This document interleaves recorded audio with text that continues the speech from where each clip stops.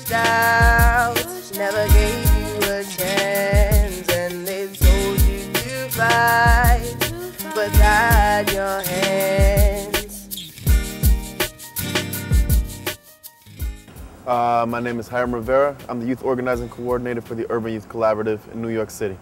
The Urban Youth Collaborative right now participates in citywide campaigns all over New York City, working together, bringing high school students from all over the city to work on specific campaigns as ways of improving the school system and the education system in New York City. Impoverished, forgotten, they call us dropouts. Standardized testing, an over-reliance on standardized testing, which sees teachers and schools really forced to make decisions on who are they going to choose in between students that they feel are going to succeed and those who are not, pushing those out of school. A blatant racism, the disproportionality of suspensions and expulsions that are given to Black and Latino students, students of color, in opposition to white students. The over-policing, the criminalization of students, economy, the economics, where resources and funding go, where resources and funding don't go. The prison industrial complex, again, this new phenomenon of making money off policing itself.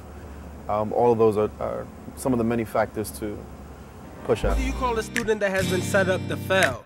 What do they do to get placed on this fast track to jail? You call them? Education is key. Education is fundamental. It's pretty much a deciding factor as to whether, most likely or not, someone's going to have a successful future, be able to provide for themselves and their families. Once you deny that right, that access to a large number of students from a specific community, specific sector, those being people of color, you are purposely setting up whole communities to fail, whole communities to be dependent on the state, a state that is not providing for them as is, and denying them the opportunity to have a successful future and be able to raise families, which then sets up these really horrific situations that we find in a lot of our urban communities all over the city, with people who have nothing else, a loss of hope, a loss of sense of community, and no way out other than, unfortunately, drugs or death.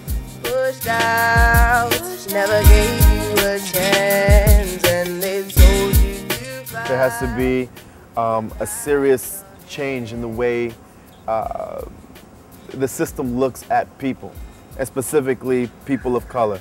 The devaluing of people of color, the devaluing of children of color, the ending of criminalization of students, right? Change starts at the bottom. It starts in our communities. It starts with young people and parents working together. It starts with changing the perceptions that people have, that they can't win, that the system is too big, that it can't be changed. Starting with advocacy, educating our community members, getting them more involved, getting them actively involved in changing the system, helping them realize those wins, pressuring our politicians, and hopefully connecting through things like the Dignity in Schools campaign, connecting with other folks nationally across the country to develop a larger movement that can really put the pressure on the system and finally change it once and for all. And I think once we do that, we'll all be in a better place.